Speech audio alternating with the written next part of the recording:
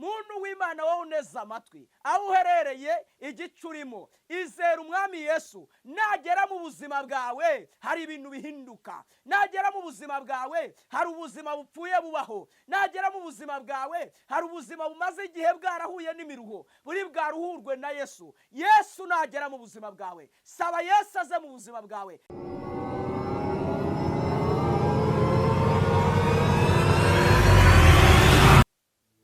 Ndabasuhuje bakunzi b'Isarura 12. Amahoro y'umwami Yesu nabane namwe. Umwami Yesu abagirire ubuntu cyane. Twari tumaze agahe tudaherukanye, ariko kandi twongeye kugaruka muri iki kiganiro cy'ijambo ry'Imana ku Isarura 12 TV. Reka dutangire dusenga mu izina rya Yesu. Turagushimiye nanone mwami Yesu, tugushimiye ubuntu n'imbabazi udahwema kutugirira. Wabanye natwe mu minsi yose itambutse. Ushimiye ko warinze bene data, ushimiye ko warinze bashiki bacu, ushimiye ko warinze abakure ndetse n'abahafi. Muhabwe icyubahiro. Abo umwanzi rero yagabye ibitero byo kubica, warabarwaniye uyu munsi n'amahoro ni bazima. Nubishimirwe kandi uhererwe icyubahiro. Nongeye gusenga nsaba ngo n'ubundi Mana ukuboko kwawe nikubabeho, imbaraga zawe nizibagote, ikiganza cyawe nikibabeho aho baherereye. Imbaraga z'Imana nizibagote aho bicaye, aho bagenda, aho batuye. Imbaraga z'Imana nizibabonekeho. Tugushimiye kubyumvishe kandi ugiye kubikora mu izina rya Yesu, amen. Bakunzi b'Isarura 12 TV, intego y'ijambo tugiye kuganira uyu munsi iravuga ngo Yesu aze azure ibyawe byapfuye. Yesu agere mu buzima bwawe azure ibyawe byapfuye. Imana itugire neza. Ni ijambo tugiye gusoma ubutumwa bwiza bwa Yesu kuko bwanditswe na Luka, ni ibice byaho 8 n'umurongo waho wa 50. Turasoza n'umurongo wa 52. Ni kumwe n'umukozi w'Imana, reka adufashe gusoma ijambo ry'Imana ubundi tuganire. Ubwiza bwa Yesu ko bwanditswe na Luka ibice 8 n'umurongo wa 50. Haravuga ngo Yesu abyumvishe aramusubiza ati witinya, izere gusa arakira. Ageze mu muryango w'inzu ntiyagira undi muntu akundira kwinjiranamo nawe keretse Petero na Yohana na Yakobo na se w'umukobwa na nyina. Asanga bose barira baboroga, arabwira ati mwirira, ntapfuye ahubwo arasinziriye. Amen. Dusoze n'umurongo wa 55. Amufata ukuboko avuga cyane ati mukobwa byuka. Umukobwa arahaguruka. Uwo mwanya arahaguruka. Yesu abategeka ko bamufungurira. Ababyeyi be baratangara cyane, ariko arabihanangiriza ngo batagira uwo babwira ibibaye. Amen. Amen. Imana iguha mukozi w'Imana. Dushimiye Imana nyir'igihugu tujyamo, yabanye nawe ikabana nanjye ikakurinda mu byo wahuye nabyo mu gihe cyose gitambutse mu buzima bwawe, mu ntambara wagiye uhuye nazo zose mu buzima bwawe. Dushimiye Imana yabaye mu ruhande rwawe. Imana yarakuzigamye, iracyakuzigamye. Kabone nubwo wahuye na byinshi bikomeye, kabone nubwo wahuye n'ingorane zitandukanye, ariko dushimiye Imana yakurinze. Kandi Imana yakurinze n'ubundi iracyakomeje kukurinda. Ukuboko kwiza kwayo kuracyakuriho. Hano dusomye ijambo ry'Imana itubwiye ku mugabo bita Yayiro. Iyo usomye kino gice wumva amakuru y'umugabo bita Yayiro. Biravuga ngo yari umutware w'isinagogi y'Abayuda. Bibiliya iratubwira ngo umunsi umwe yari afite umwana w'umukobwa w'ikinege, izina rye bamwita Tarisakumi. Ngo uyu mwana yaje kurwara, amaze kurwara Bibiliya iravuga ngo nuko agera ku rwego rwo kuremba.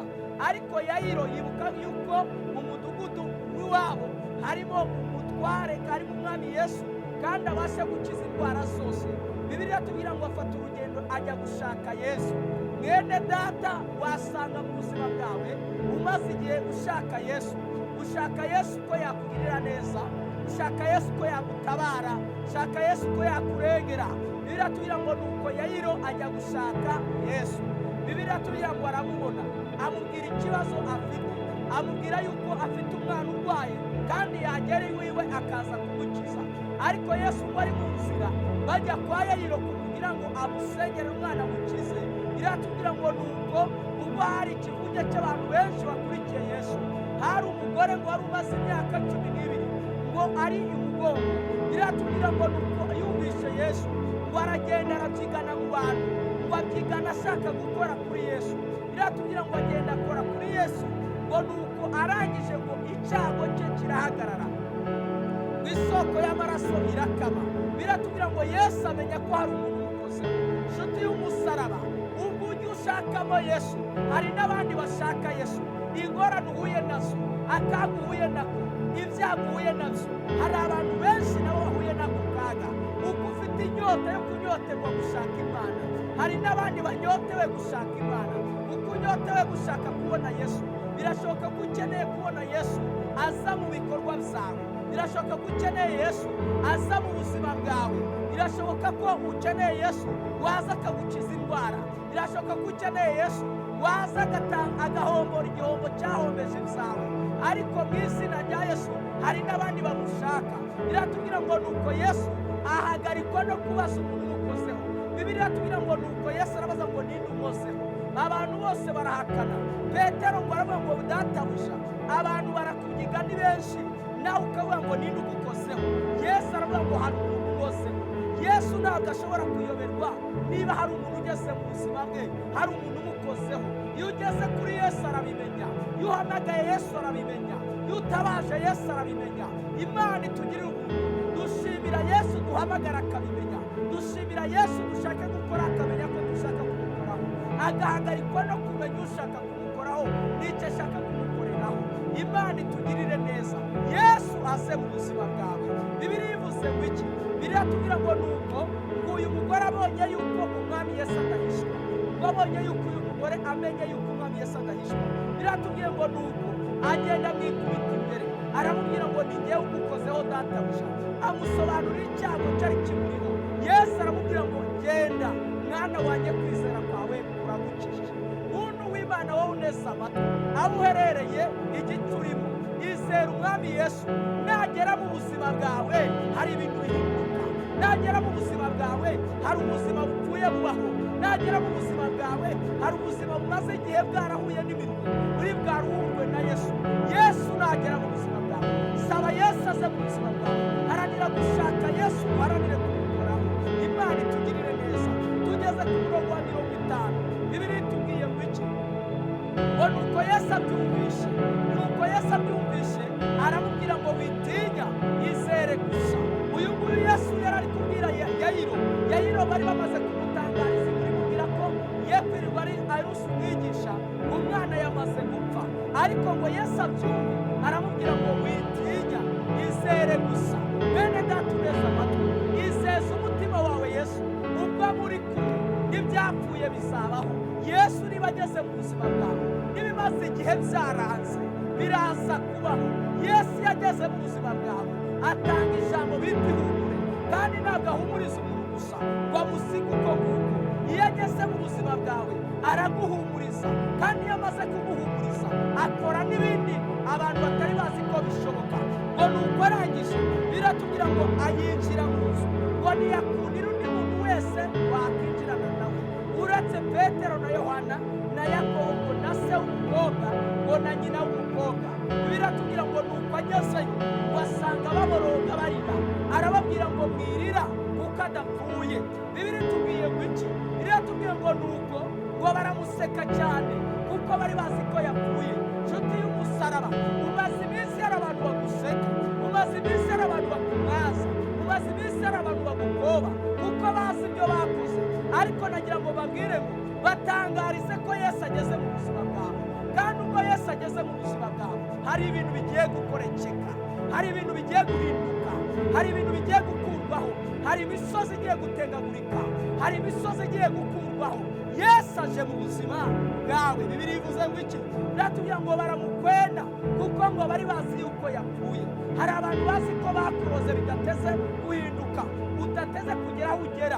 Ariko nagira ngo mubwire ngo ubwo Yesu yahageze ibyo byose bigiye guhinduka ubusa, bigiye kuba nko guhamagara itariho, niko bigiye kumera kuko Yesu yahageze. Biratubwira ngo nuko Yesu ngo aragenda amufata aramubwira ngo gakobwa byuka, ngo nuko agakobwa karabyuka, ngo nuko kaba kazima, uwari upfuye ngo arazuka, ngo nuko arangije amuha ababyeyi be, arababwira ngo nimumufungurire. Niko Bibiliya yatubwiye, iratubwira ngo nuko nimumufungurire, ngo nuko baratangara cyane, ngo batangazwa no kubona ibintu Yesu akoze. Yesu yageze mu buzima bwawe, n'ibyari byarapfuye byongera kuzuka. Yesu yageze mu buzima bwawe, n'ibitari biriho byongera kubaho. Yesu yageze mu buzima bwawe, ibyo bavuze ngo ntibishoboka birashoboka. Yesu yageze mu buzima bwawe, ibyo bamaze kugira bakabihigiye bisamara, Yesu araza akabikomeza, bigakomeza bikendereye mbere. Imana yacu itugirira ubuntu. Yesu ageze mu buzima bwawe, hari ibintu bigiye gukorekeka. Imana itugirire neza. Biratubwira ngo nuko ababyeyi b'uyu mwana baratangara, kuko Yesu yavuze ijwi rikomeye ngo aravuga ngo nuko gakobwa byuka. Ngo baramusetse cyane, ngo ariko aravuga ngo wari upfuye nabyuke arazuka. Ngo ababyeyi babo baratangara cyane. Imana itugirire neza. Reka mubwire yuko abantu bagiye gutangazwa no kubona ibintu Yesu akoze. Abantu bagiye gutangazwa no kubona imirimo y'Imana Imana ikoreye mu buzima bwawe.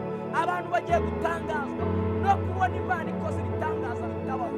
Abantu bagiye gutangazwa no kubona inzira bari bazi ko zasibamye zicitse. Abantu bagiye gutangazwa no kubona Imana ikora ibikomeye. Umwanditsi wa Yesaya w'ibice 40 yaravuze ngo hari inzira nyabagendwa. Yavuze ko ibice 35:8 yaravuze ngo hari inzira nyabagendwa, iyo nzira izaba inzira yo kwera no gukiranuka, ngo abanduye imitima ntibazayinyuramo. Iyo nzira izaba iy'abandi, ngo abagenzi naho baba ari abaswa ntibazayiyoba. Yesu inzira tuyobora ni inzira y'ubuzima, ni inzira yo kubaho, ni inzira yo kubohoka. Nta nyamaswa irimo, nta makuba irimo, nta ngorane zirimo. Yesu ageze mu buzima bwawe. Iryo jambo nari nguzaniye. Imana itugirire ubuntu cyane. Ijambo nari nguzaniye rero kugira ngo Yesu aze mu buzima bwawe, azure ibyapfuye. Yesu aze mu buzima bwawe, azure ibyari byarapfuye kuri wowe. Ibyo abantu bakatiye bakavuga ngo birarangiye, bakaba baguseka, bakavuga ngo birapfuye, ubwo ko asenga ko bipfuye, ariko Yesu aje mu buzima bwawe kuzuka. Uhabwa n'Imana. Reka dushimire, tubashimire umurimo w'Imana no kumutega amatwi. Bene data bakuzi, mwe mwese mukunda, tubasaba umugisha. Imana ibiteho cyane. Turagushimiye nanone Mwami Yesu, tugushimiye mwene data kugeze mu buzima bwawe. Hakaba hari ibintu bigiye guhinduka, hakaba hari ibintu bigiye gukorekeka, hakaba hari amakuba agiye gukurwaho, hakaba hari ibibazo bigiye gukurwaho. Abari bararozwe bagiye kurongorwa, abari barapfuye bagiye kuzurwa mu buryo bw'ubuzima mu izina rya Kristo Yesu. Abakoraga bikanga ko bagiye gukora bikemera, turagushimiye gutanza ubuzima, turagushimiye gutanza ubuzima mu izina rya Yesu. Gera mu buzima bwa mushiki wacu, ukora ibikomeye. Gera mu buzima bw'uyu mugabo, ukora ibikomeye. Gera mu buzima bw'uyu mudamu, ukora ibikomeye. Gera mu kazi kawe, gera mu mibereho yawe. Imana nikora iby'imbaraga. Niko dusenze kandi niko dusabye. Twizeye Imana idahinduka kandi ikora iby'imbaraga. Ni mu izina ry'umucunguzi n'umukiza wacu Yesu tubisenze. Amen. Imana ibamugisha cyane.